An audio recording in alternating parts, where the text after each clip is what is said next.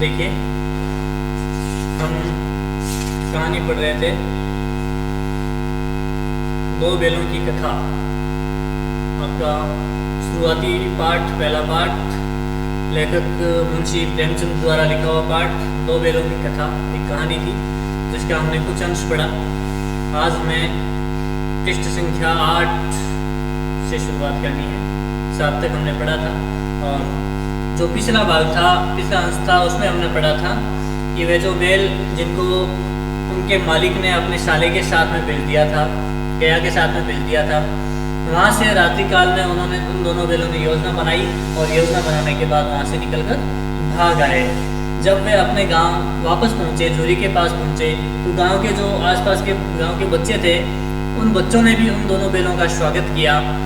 और स्वागत में आप देखो, वे बच्चे आपस में किस तरह से चर्चा करते हैं, क्या क्या विशेषता बताते हैं उन बैलों की, किस तरह से गर्व महसूस करते हैं उन दोनों बैलों पर। एक बालक ने कहा, ऐसे बैल किसी के पास ना होंगे। दूसरे ने समर्थन किया, इतनी दूर से दोनों अकेले चले आए। अब जो भी बालक वहां खड़े हैं, वे आपस में बातें कर रहे हैं, उन्हीं बैलों की चर्चा कर रहे हैं। एक ने कहा कि ऐसे बैल किसी के पास ना होंगे। दूसरे ने समर्थन किया उसकी बात का और कहा, इतनी दूर से दोनों अकेले चले आए, बहुत ताज्जुब की बात थी। तीसरा बोला, बैल नहीं है, वे उस जन्म के आदमी हैं। तो तीसरे बच्चे ने उसने कहा कि ये बैल नहीं है, जबकि क्या है, उस जन्म के, पिछले जन्म के आदमी हैं, पिछले जन्म में आदमी थे, इस वजह से इनमें इतनी बुद्धि है। इसका प्रतिवाद करने का किसी को साहस न हुआ और आपस में जो चर्चा चल रही थी बच्चों के बीच में, तो जो बात तीसरे ने बोली कि बैल नहीं है, वे उस जन्म के आदमी हैं, इस बात का विरोध, प्रतिवाद का मतलब होता है विरोध, प्रतिवाद,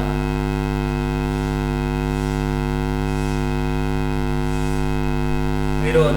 तो इसकी बात का विरोध करने का साहस नहीं हुआ किसी का।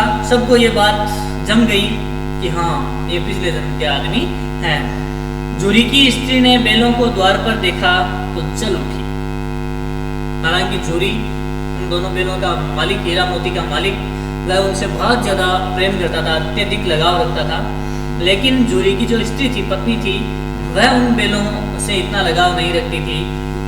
उन बैलों को देखा तो चल उठी, बहुत ज्यादा क्रोधित हुई, बोली, कैसे नमक हराम बैल हैं कि एक दिन वहां काम नहीं किया, भाग खड़े हुए।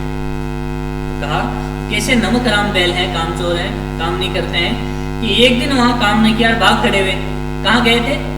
झूरी की स्त्री के मायके गए थे, वहां भेजा गया था झूरी की स्त्री के भाई के पास में, गया के पास में।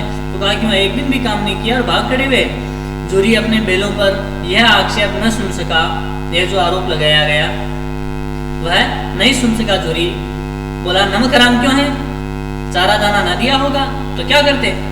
झूरी ने अपने बैलों का पक्ष लिया, कहा कि हो सकता है तुम्हारे भाई ने इनको दाना पानी नहीं दिया होगा, चारा दाना नहीं दिया होगा, इस वजह से भाग गए होंगे। नहीं भागते तो क्या करते, भूखों मरते। स्त्री ने रोब के साथ कहा, क्या कहा? बस तुम ही तो बैलों को खिलाना जानते हो, और तो सभी पानी पिला पिला कर रखते हैं। तो उसने भी थोड़ा सा गुस्से में कहा कि बस तुम ही जानते हो कि बैलों को कैसे खाना खिलाया पिलाया जाता है, बाकी तो सारे पानी पिला पिला कर ही बैलों को बड़ा करते हैं, पालते हैं। इसका मतलब बाकी को तो आता ही नहीं खाना दाना देना। झूरी ने चिढ़ाया, झूरी ने भी वापस चिढ़ाया और कहा, चारा मिलता तो क्यों भागते? तेरे भाई ने अगर इनको चारा दिया होता तो ये वहां से भाग के थोड़ी आते। स्त्री चिड़ी, और स्त्री को अगर उसके पीहर पक्ष के बारे में, उसके मायके के बारे में कुछ कहा जाए, इस तरह से ताने दिए जाए, तो उससे सहन नहीं होता। स्त्री चिड़ी और कहा, भागे इसलिए कि वे लोग तुम जैसे बुद्धों की तरह बैलों को सहलाते नहीं, खिलाते हैं तो रगड़कर जोतते भी हैं। ये दोनों ठहरे कामचोर, भाग निकले। अब देखूं कहां से खली और चोकर मिलता है, सूखे भूसे के सिवा कुछ न दूंगी, खाएं चाहे मरे। अब उसने सीधी सीधी बात कह दी और अपने पति को भी थोड़ा सा लपेटे में लेते हुए कहा कि तुम जैसे जो बुद्धू होते हैं ना, मूर्ख होते हैं ना, वे इस तरह बैलों को सहलाते हैं, बैलों से प्रेम करते हैं, खिलाते हैं तो रगड़कर जोतते भी हैं। लेकिन मेरे उधर मायके की तरफ कुछ लोग खिलाते हैं इनको दाना पानी तो रगड़कर जोतते हैं, पूरा काम लेते हैं इनसे। ये दोनों ठहरे कामचोर और इनको काम तो भी करना पाया नहीं, तो भाग निकले वहां से। अब देखूं कहाँ से इनको अच्छा खाना दाना मिलता है, सूखे भूसे के सिवा कुछ न दूंगी, खाएं चाहे मरे। सीधा सीधा उन्होंने अपना फैसला सुना दिया। वही हुआ और स्त्री ने जैसा कहा वैसा ही हुआ। मजदूर को कड़ी ताकीद कर दी गई। ताकीद, ताकीद का मतलब यहाँ निर्देश।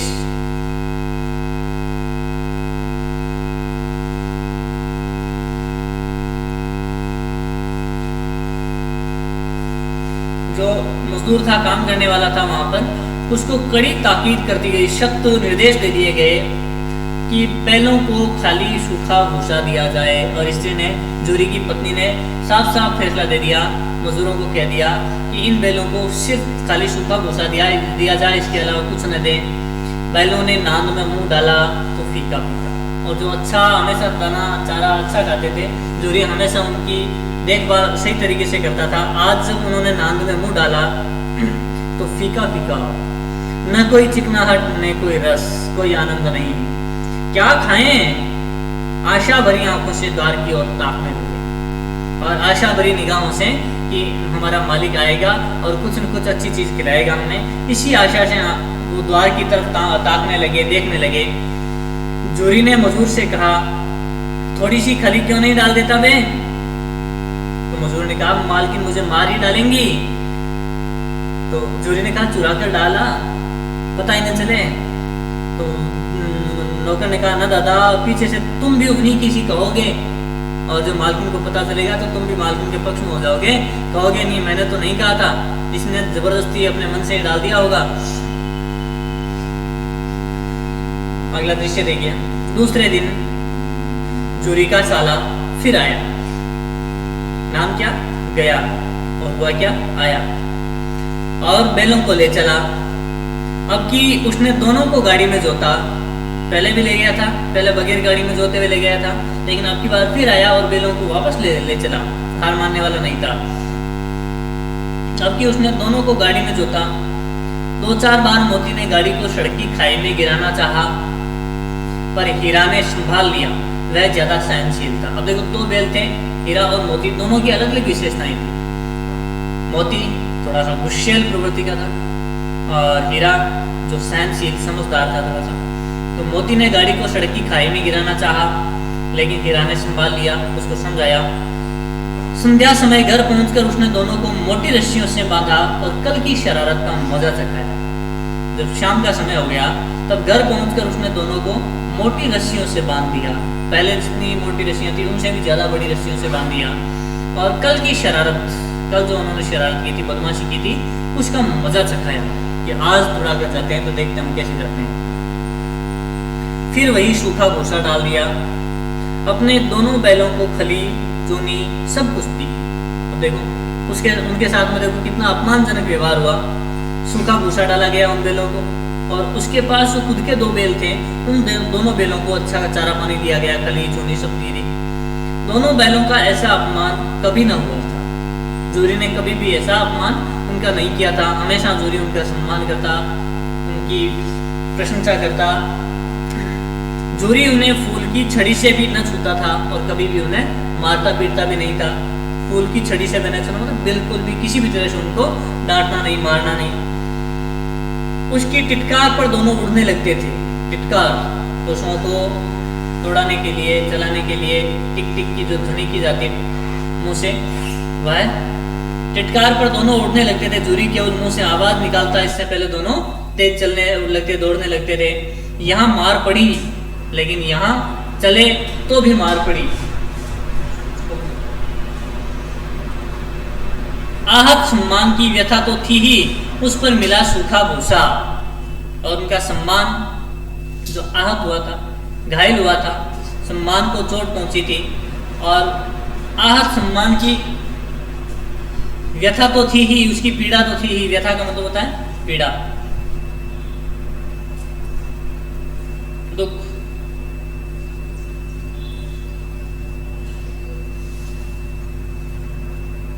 तो सम्मान को जो चोट मिली थी उसकी पीड़ा तो थी ही, और उस पर उन्हें क्या मिला? सूखा भूसा।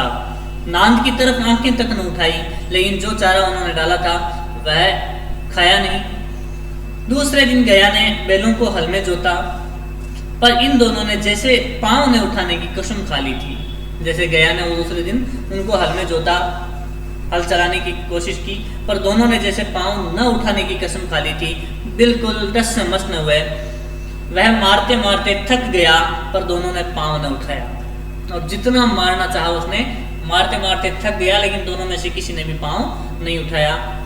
एक बार जब उस निर्दयी ने हीरा की नाक पर खूब डंडे जमाए, तो मोती का गुस्सा काबू के बाहर हो गया। और एक बार जब मारते मारते उसने हीरा की नाक पर खूब डंडे बरसाए, तो मोती का गुस्सा काबू के बाहर हो गया। काबू का मतलब होता है नियंत्रण, वश, नियंत्रण।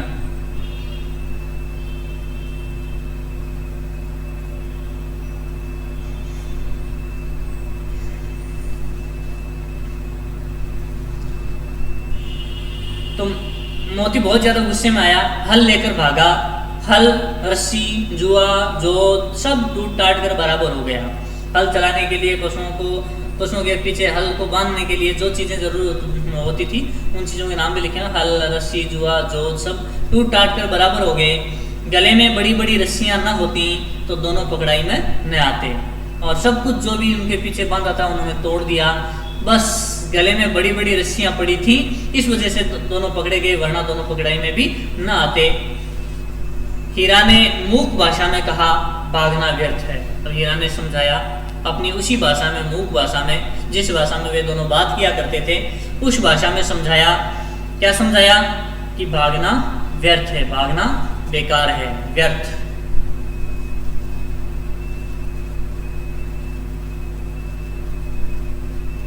बेकार, फालतू। मोती ने उत्तर दिया, तुम्हारी तो इसने जान ही ले ली थी, अब की बड़ी मार पड़ेगी। तो उसने समझाया कि तुम्हारी तो इसने जान ही ले ली थी, इतने डंडे बरसाए थे, अब की और मार पड़ेगी, क्यों नहीं भागे? हीरा ने कहा, पढ़ने दो, बेल का जन्म लिया है तो मार से कहां तक बचेंगे? वह जन्म भगवान ने हमें बेल के रूप में अब भेजा है, और बेल को तो लोग काम में लेंगे ही, मार भी पड़ेगी, कहां तक बचेंगे हम? तो मोती ने कहा, इतने में देखा गया दो आदमियों के साथ दौड़ा आ रहा है, दोनों के हाथों में लाठियां हैं। मोती बोला, कहो तो दिखा दो कुछ मजा, में भी लाठी लेकर आ रहा है। अब हीरा और मोती दोनों आपस में बात कर रहे हैं, इतने में गया आया है, गया के साथ में दो और लोग हैं, और दोनों के हाथ में लाठियां हैं। तो मोती ने कहा कि देख लो, आ रहे हैं, मारने के लिए आ रहे हैं, लेकिन तुम कहो तो मजा दिखा दो, उनको भी दिखा दो कि मैं भी क्या हूं। हीरा ने समझाया, नहीं भाई, खड़े हो जाओ, मुझे मारेगा तो मैं भी एक दो को गिरा दूंगा। तो उसने कहा, खड़े हो जाओ, तो कुछ नहीं करना है। लेकिन मोती सहनशील नहीं था, गुस्सेल था। उसने कहा, मुझे तो अगर मारा तो मैं तो एक दो को गिरा दूंगा, मुझसे तो सहन नहीं होगा। हीरा ने कहा, नहीं, हमारी जाति का यह धर्म नहीं है। क्या कहा? कि हमारी जाति का, हमारी इस बैल जाति का यह धर्म नहीं है कि हम किसी को इस तरह से मारें। मोती दिल में ऐंठ कर रह गया, थोड़ा सा गुस्सा करके रह गया। गया आ पहुंचा और दोनों को पकड़ कर ले चला। गया आया और दोनों को पकड़ कर ले गया। कुशल हुई कि उसने इस वक्त मारपीट न की। हो सकता है वे दोनों शांत खड़े रहे, इस वजह से फायदा यह हुआ इसका कि उसने कोई मारपीट नहीं की, नहीं तो मोती भी पलट पड़ता, और अगर अब मारपीट करता है तो मोती जरूर उस मारपीट का जवाब उसे दे देता। उसके तेवर देखकर गया और उसके सहायक समझ गए कि इस वक्त टाल जाना ही मसलहत है। मसलहत का मतलब होता है हितकर।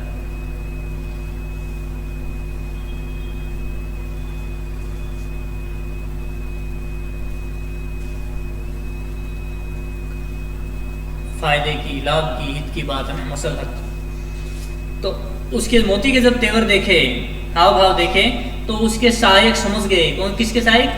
गया के साथ में जो दो आदमी आए थे लाठियां लेकर, वे समझ गए कि इस वक्त टाल जाना ही ठीक है, फायदे में रहेगा। इस वक्त अगर पिटाई की तो हो सकता है ये सामना कर बैठे, हमें मार देंगे। आज दोनों के सामने फिर वही सूखा भूसा लाया गया, लेकिन गया के व्यवहार में कोई बदलाव नहीं हुआ। गया उनसे इसी तरह से खफा था, आज भी उन्हें सूखा भूसा ही डाला गया। दोनों चुपचाप खड़े रहे। घर के लोग भोजन करने लगे। उस वक्त छोटी सी लड़की 2 रोटियां लिए निकली। जब सारे घर के भोजन कर रहे थे उस समय एक छोटी सी लड़की 2 रोटियां हाथ में घर से बाहर निकली और दोनों के मुंह में देकर चली गई। दोनों के मुंह में एक एक रोटी देकर चली गई। उस एक रोटी से इनकी भूख तो क्या शांत होती। अब इतने बड़े जानवर, तो एक एक रोटी से उनकी क्या भूख शांत होनी थी। पर दोनों के हृदय को मानो भोजन मिल गया। हालांकि उनके तन को, उनके पेट को भोजन नहीं मिल पाया, नहीं भर पाए पेट, लेकिन उनके हृदय को मानो भोजन मिल गया हो। हृदय को क्या चाहिए था? उनके हृदय को किसकी जरूरत थी? उनके हृदय को जरूरत थी प्रेम की, स्नेह की जरूरत थी। और वह लाड प्यार, वह स्नेह उस छोटी सी बच्ची से मिला उनको। तो उनके हृदय की मानो भूख मिट गई हो, भोजन मिल गया हो, इस तरह से उन्हें महसूस हुआ। पशु भी देखो प्रेम के लिए ललायत हैं। यहाँ भी किसी सज्जन का आवास है। और क्या सोचा उन्होंने कि उन्होंने तो सोचा, पहले सोचा होगा कि इस घर में तो कोई भी सज्जन है ही नहीं, सारे के सारे दुर्जन, अत्याचारी, निर्दयी हैं। लेकिन जब उस लड़की को देखा उन्होंने, छोटी बच्ची को देखा, तो उसके व्यवहार से उन्हें लगा कि यहाँ भी किसी सज्जन का निवास है, यहाँ भी कोई सज्जन रहता है। लड़की भैरों की थी। लड़की किसकी थी? भैरों की। उसकी माँ मर चुकी थी। सौतेली माँ उसे मारती रहती थी। लड़की कौन थी? भैरों की लड़की थी। भैरों गया का कोई भाई रहा होगा। और उसकी माँ मर चुकी थी लड़की की। सौतेली माँ जो थी उसे मारती थी। सौतेली माँ, उसके पिता ने दूसरी शादी कर ली थी, तो उसके लिए वह दूसरी, जो उसके पिता की दूसरी जो पत्नी थी, उसकी माँ के खत्म हो जाने के बाद जो आई पत्नी थी, वह सौतेली माँ उसे मारती रहती थी। इसलिए इन बैलों से उसे एक प्रकार की आत्मीयता हो गई थी और संवेदना जागृत हो गई इन बैलों के प्रति। क्यों?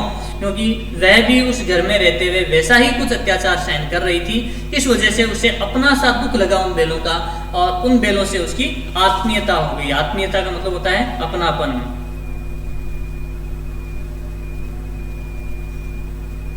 आत्मीयता, अपनापन। तो उस लड़की को उन बैलों से अपनापन हो गया और इस वजह से वह उन्हें रोटी देके गई। अब देखिए, आज के लिए हम यहीं तक पढ़ेंगे। आज के ये शब्दार्थ थे जो आपको करने।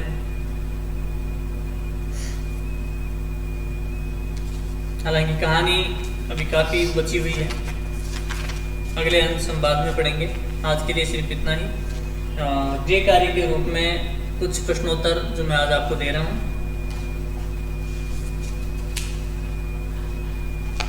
छोटी बच्ची को बैलों के प्रति प्रेम क्यों उमड़ आया? अभी अभी हमने जो पढ़ा था उसी अंतिम अंश का हिस्सा जो इसके उत्तर में हो सकता होगा, उसको ध्यान से देखें और उत्तर बनाने की कोशिश करें। छोटी बच्ची को बैलों के प्रति प्रेम क्यों उमड़ आया? क्या कारण था कि छोटी बच्ची को बैलों के प्रति प्रेम उमड़ आया, आत्मीयता हो गई? ऐसा क्या था? इसके अलावा